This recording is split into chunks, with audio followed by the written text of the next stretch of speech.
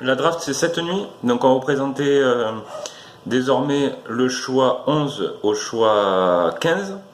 Et pour commencer, le choix numéro 11, il va aux Hornets.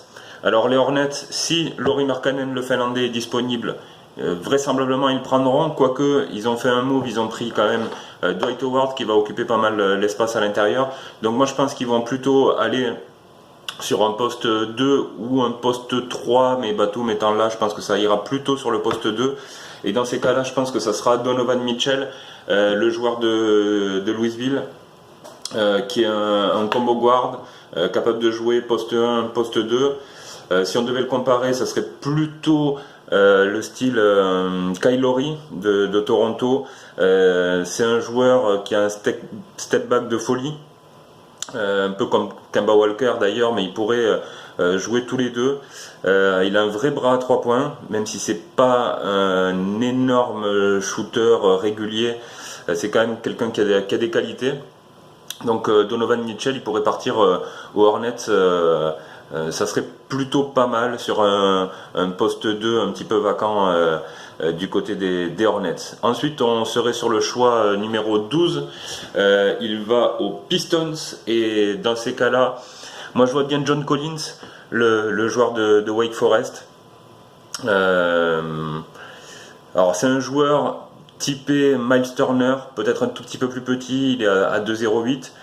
C'est un très bon contreur. Alors il faut qu'il progresse dans le shoot, mais il est quand même très jeune.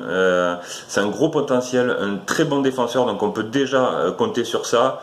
Pour du Détroit basketball, c'est plutôt bon. Donc moi j'irais plutôt sur John Collins. Je rappelle ses stats, c'est quand même 19 points, 9,8 rebonds. C'est un joueur qui est capable encore de progresser.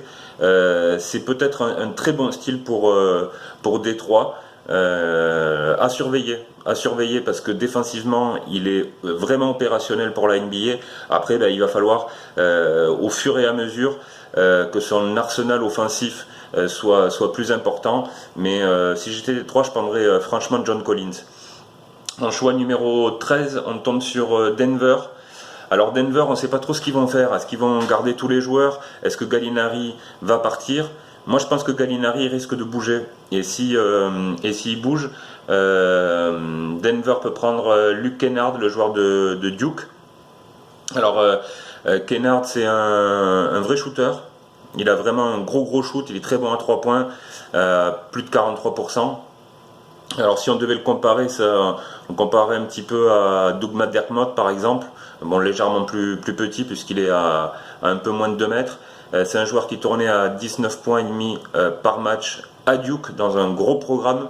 Là aussi c'est un joueur opérationnel, un peu unidimensionnel, mais à Denver ça peut être très intéressant. Il leur manque un petit peu ce type de shooter pour écarter les défenses. Sûrement un bon choix pour Denver. Ensuite on passe au choix 14 avec Miami, et là il pourrait aller vers Justin Jackson, le joueur de North Carolina. Alors clairement il a du talent, c'est un gros défenseur, ça c'est clair, donc ça pourrait aller avec le Miami Heat qui a quand même une habitude défensive plutôt excellente.